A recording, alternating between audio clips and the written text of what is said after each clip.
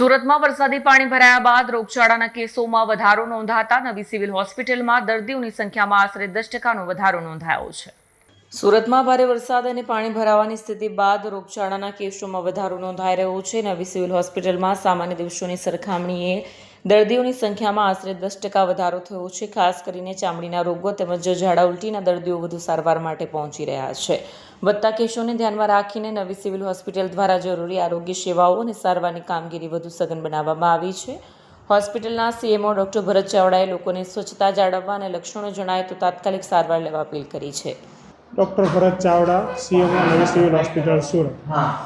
ચોમાસા બાદ વરસાદી વાતાવરણ બાદ નવી સિવિલ હોસ્પિટલ ખાતે રૂટીન ઓપીડી જેવી કે મેડિસિન, સ્કિન, પીડિયાટ્રિકમાં અંશતઃ સામાન્ય થોડો ઘણો વધારો જોવા મળે। આ રૂટીન છે। દર વર્ષે ચોમાસામાં શરૂઆત બાદ થોડો ઘણો ઓપીડીમાં વધારો જોવા મળતો હોય છે।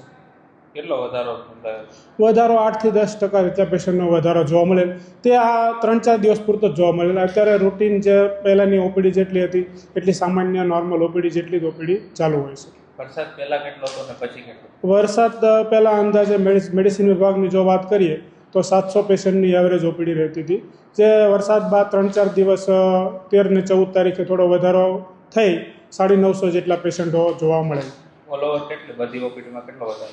ઓલ ઓવરની વાત કરીએ તો બધી ઓપીડીમાં થોડો ઘણો આંશિક વધારો જોવા મળે। ખાસ કરીને મેડિસિન, પીડિયાટ્રિક અને સ્કિન ઓપીડીમાં થોડો અંશતઃ વધારો જોવા મળે।